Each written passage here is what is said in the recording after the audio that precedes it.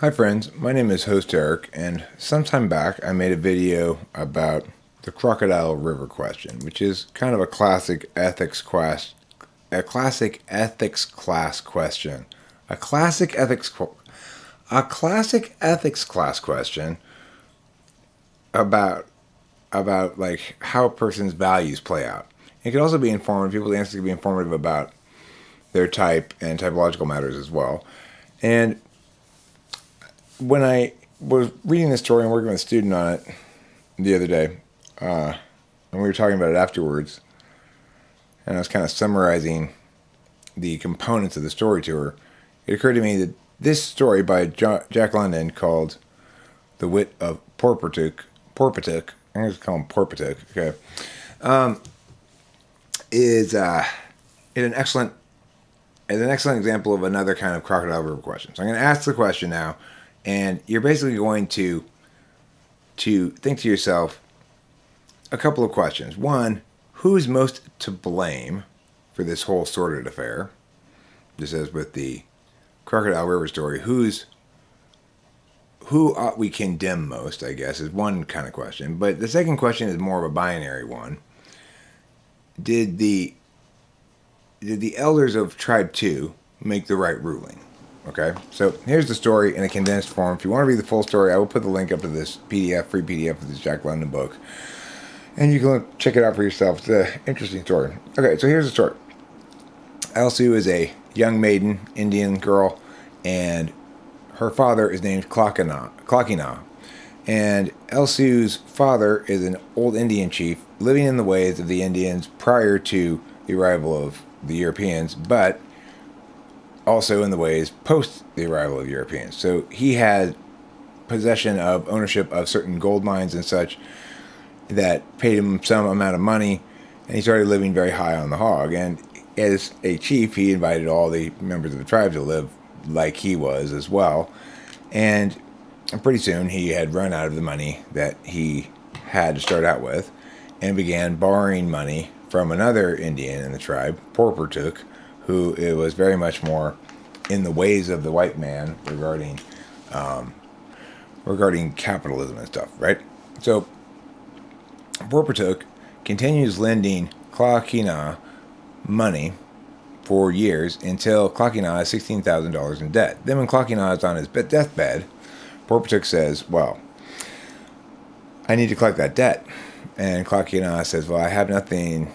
He says, well, what about take this property? That's all gone. You've already sold all of those in order to just service the debt that you've been accumulating already, or to pay off your high living or whatever.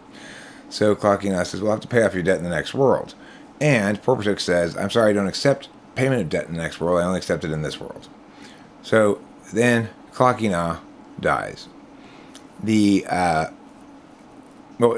Porportuk says to Klakina, but I will take your daughter in exchange for your debt, and you will be cleared. Just let me take your daughter as my wife. But the daughter, Elsie, doesn't want to be his wife, and tells her father that. So the father says, I can't do it as a consequence, and he dies, the debt unsettled.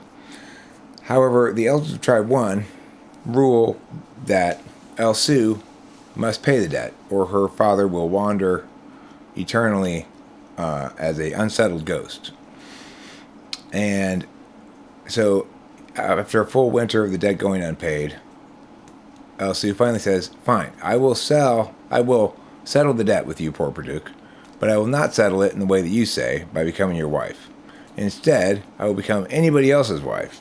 I will sell myself to the highest bidder as a wife for that man, and I will pay you back with the money I get from that sale.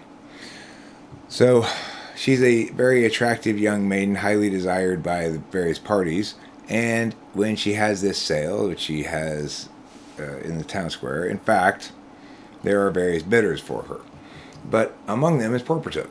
Before the sale begins, Elsu tells Porportuk, I will never be your wife, even if you win me in this. You cannot make me your wife. Now, it turns out that Porportuk ends up bidding and winning the auction for the girl, and paying $26,000 for her. Now, her father owed him $16,000. So she gets to $26,000. She gives the guy back $16,000, and then she throws the other $10,000 in the river. In addition, the way that she had calculated the weight of gold dust, because it's not money, it's gold dust, and gotten Porportuk to agree to, actually cheated him out of an additional $600 or so. So after she throws it all into the river, then she says, I told you I would never be your wife. And he says, I own you now. And she says, yes, but you own me as a dog. I'm like a dog to you. And he says, well, then come over here and sit at my feet. And she does for a little bit.